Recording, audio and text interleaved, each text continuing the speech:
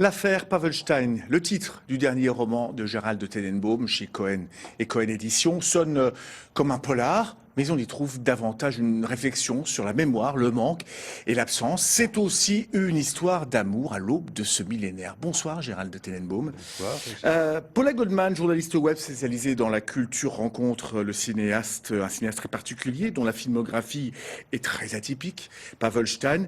Rien ne les prédestine à un avenir ensemble et pourtant. Et pourtant, il se passe quelque chose. Alors, c'est vrai que au départ, elle va assister à une projection privée.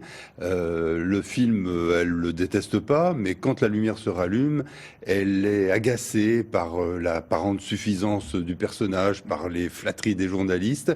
Et elle lui lance si vous donnez un visage à l'absence, est-ce que vous ne risquez pas d'en manquer? Alors là, tout le monde est interloqué, elle aussi. Et finalement, elle s'en va. Et pourtant, ça va être le prélude à une grande passion qui va les bouleverser leur deux vies. Alors vous écrivez à la première personne, mais du féminin. Moi j'aime bien de temps en temps quand je lis, imaginer l'auteur devant sa page blanche, devant sa machine. Et finalement, pour vous, écrire à la première personne du féminin, c'est vraiment très, très particulier. Mais les descriptions féminines sont très précises. Oui, c'est vrai. Georges Semprún, quand il a posé un jour la question, l'écriture ou la vie, il s'était mis en demeure de choisir entre raconter son expérience concentrationnaire ou bien vivre sa propre vie. Et on peut aussi soutenir que l'écriture est la vie, EST, et quelle plus belle expérience de vie que d'être en écriture, à travers l'écriture, ce qu'on ne pourra jamais être dans la réalité, c'est-à-dire une personne du sexe opposé.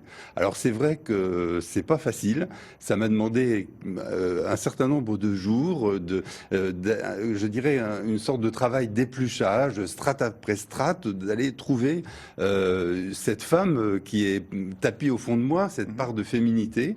Et puis finalement, je l'ai trouvé, on s'est rencontrés et puis on s'est plutôt bien entendu. Pavelstein filme le manque, en général. Moi, je pense qu'il y a véritablement un manque d'estime d'elle-même chez Paula Goldman.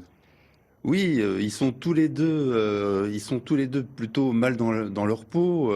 Pavelstein parle du manque, de l'absence, des disparus, de